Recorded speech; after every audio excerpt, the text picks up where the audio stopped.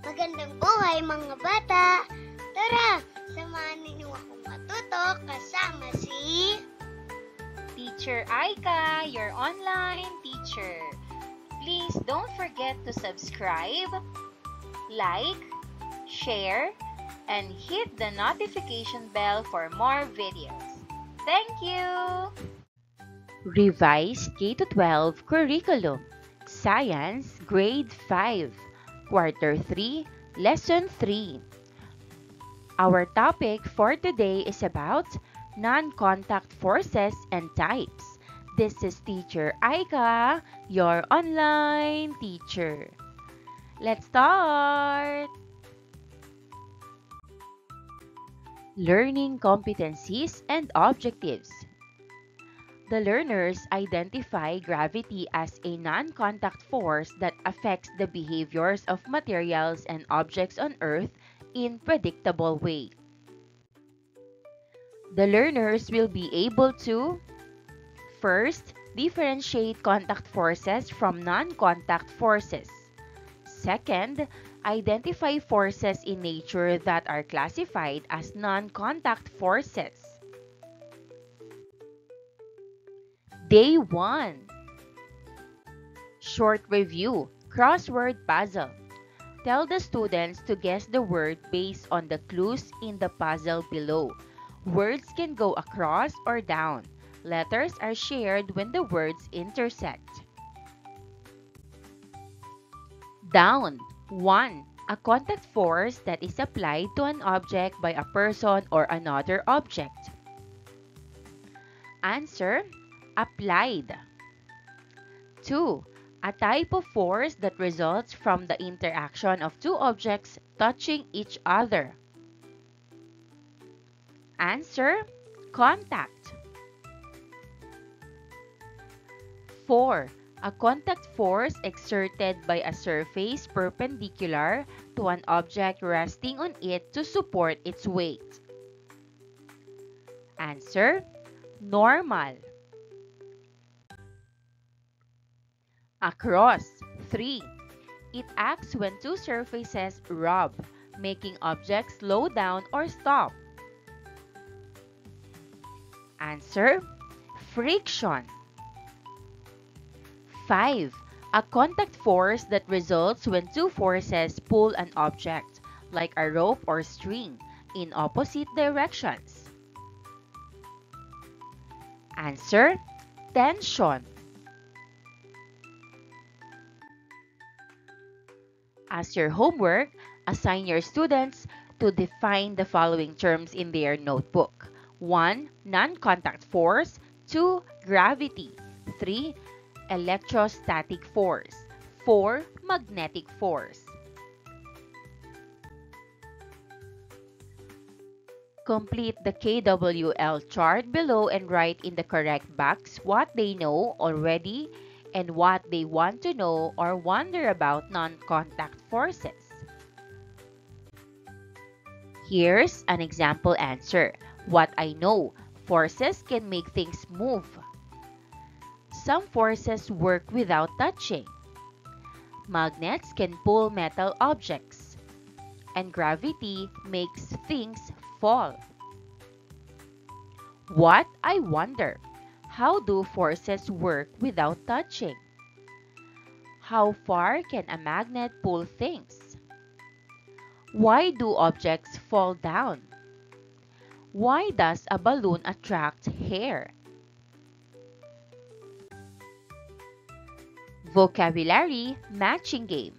Match the definitions in column B to the correct term in column A. Choices in column B. A. Force field. B. Charge. C. Charged body. Or D. Uncharged body. 1. Is the physical property of matter that causes it to experience a force when placed in an electromagnetic field. Answer: B. Charge. 2. Neutral or have a balance of charge, equal numbers of protons and electrons. Answer: D. Uncharged body. 3. An area in which a particular force exists and can be felt. Answer A. Force field. 4. Have an imbalance of charge, either more negative electrons than positive protons or vice versa. Answer C. Charged body. Subtopic number 1. Contact force versus non-contact force. Coin drop demonstration. Using the same coin drop demonstration used in the first week guide, the students to recognize the presence of forces not only when two things physically touch each other, but also when they don't. This time, ask them to focus on what pulls the coin when we remove the index card supporting it. Ask for their ideas before you explain to them the demonstration using the following coin drop diagram. Coin drop demonstration. Normal force, the index card support force to the coin. Gravity, the Earth's downward pull on the coin. Guide questions. 1. What forces do you think are acting on the coin when it's placed on the index card before it's dropped? Answer. When the coin is resting on the index card, two main forces are acting on it. First, gravity pulls the coin downward toward the Earth. 2. Can you describe what happens to the coin when the index card is suddenly removed? Answer. When the index card is suddenly removed, the coin does not move sideways with the card. Instead, it drops straight down. 3. What is the normal force and where does it come from in this situation? Answer. The normal force is the upward force that a surface exerts to support the weight of an object resting on it. In this situation, the index card provides the normal force. 4. Why do you think the coin falls when the index card is removed? Answer. The coin falls when the index card is removed because gravity becomes the only unbalanced force acting on it. While the card was in place, it provided an upward normal force that balanced the downward pull of gravity.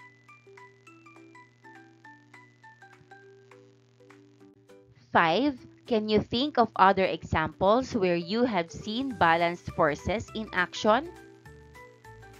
Answer. A book resting on a table. Gravity pulls the book downward, while the table pushes upward with an equal normal force, keeping the book still. Explanation. Gravity and the support force of the index card on the coin are balanced. The normal force is the support force exerted by the index card on the coin when they are touching physically.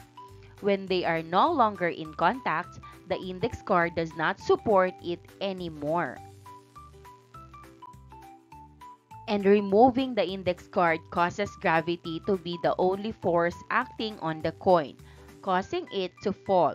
The force of gravity that the Earth exerts on objects on Earth or within its gravitational field is an example of what we call a non-contact force. Thus, this demonstration shows a contact force, the normal force, and a non-contact force, gravity. Non-contact forces are forces that exist between two objects that are not physically touching. It is also known as action at a distance. Non-contact forces have a force field within which they act. Beyond their force field, they can no longer have an effect. Day 2.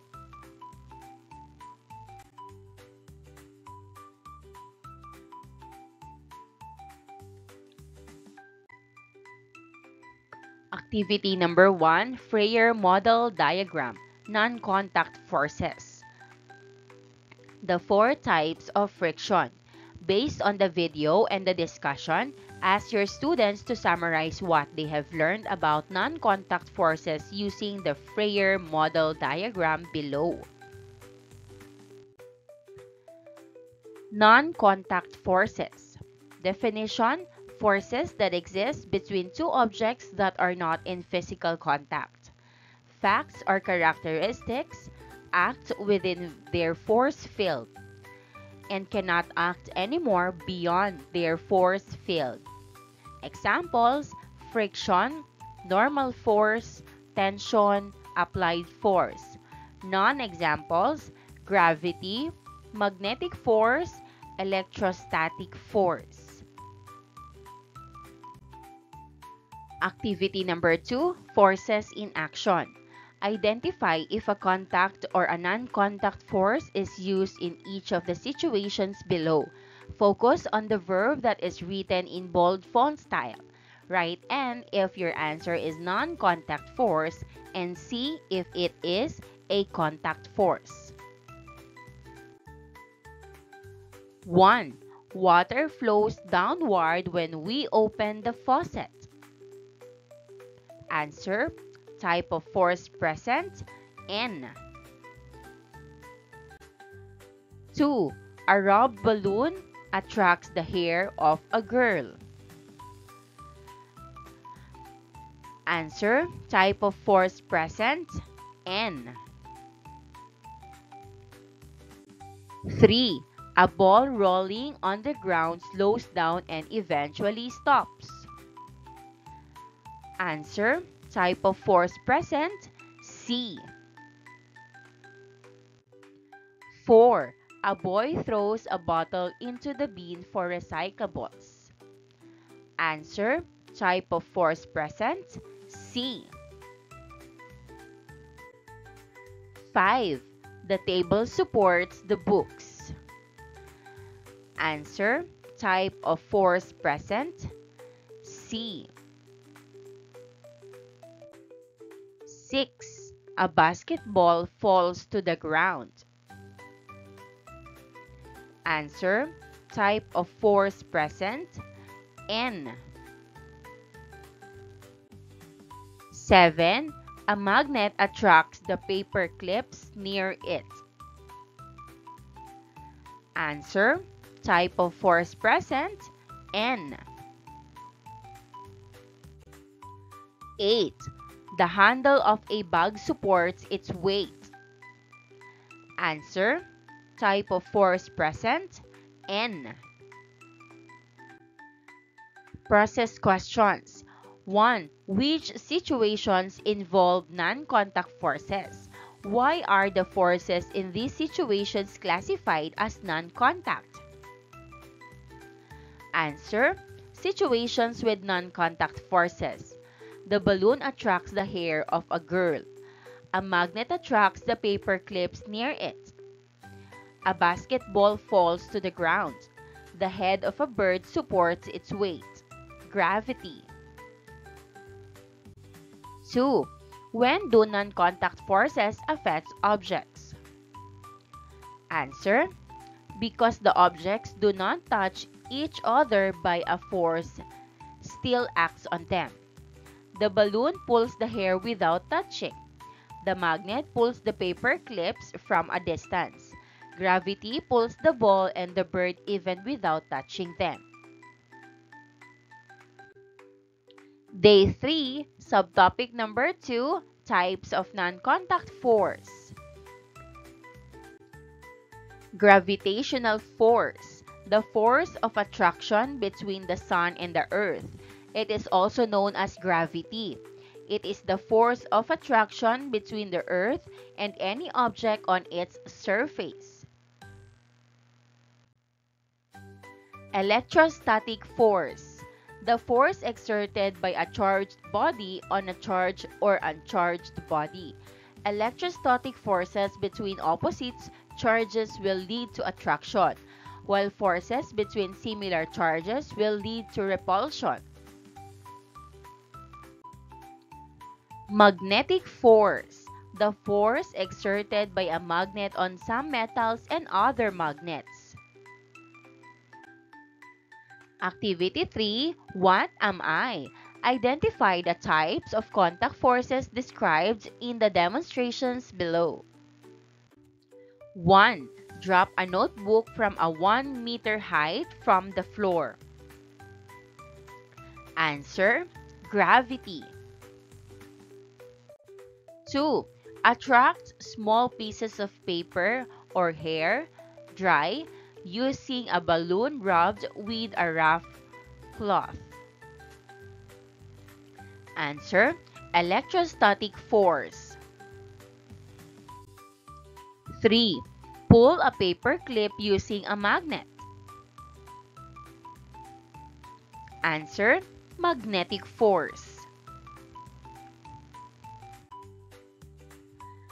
Investigate what happens when you change the distance between the paper clip and the magnet.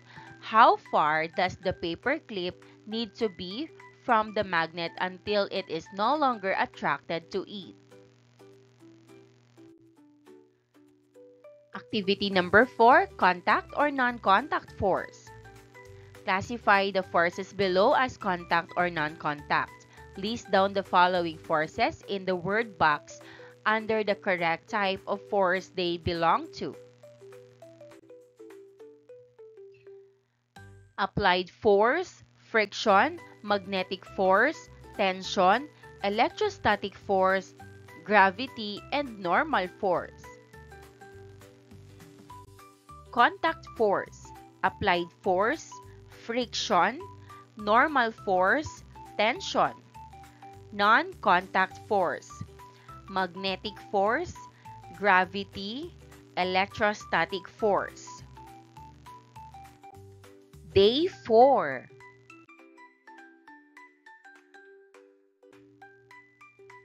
Learners' takeaways. Instructions: you will go back to the KWL chart used at the start of the lesson to write what you have learned in the third box. What I learned. Non-contact forces act from a distance. Examples: gravity, magnetism, static electricity. They can move or pull objects even without touching them. Venn diagram construction. Contact versus non-contact force. Compare and contrast contact and non-contact forces. Write the given terms or phrases below under the correct heading in the Venn diagram below. Gravity, electric force, electromagnetic force, friction, magnetic force, normal force, tension, type of forces, interaction between objects that touch, interaction between objects from a distance. And here's the Venn diagram. Let's answer. Contact force, interaction between objects that touch. Friction, tension, normal force. Non-contact force, interaction between objects from a distance. Electromagnetic force, electric force, gravity, and magnetic force. Similarities, type of forces. Process questions. How do non-contact forces differ from contact forces? Answer: when two surfaces are rubbed together repeatedly, friction occurs. This friction produces heat, and over time, it can cause the surfaces to become warmer, smoother, or even worn out. Are non-contact forces equally important as contact forces in your life? Answer: yes. Non-contact forces are just as important as contact forces because they help many things work even if they don't touch. Reflection on learning. Emoji exit ticket. Draw an emoji that shows how well you understood our lesson this week. Then, write a short explanation in your notebook about why you chose that emoji. Maraming salamat sa panonood! Huwag kalimutang i-like at mag-subscribe para sa higit pang educational content. I-click ang bell icon para ma-update ka sa ating mga bagong video. Salamat!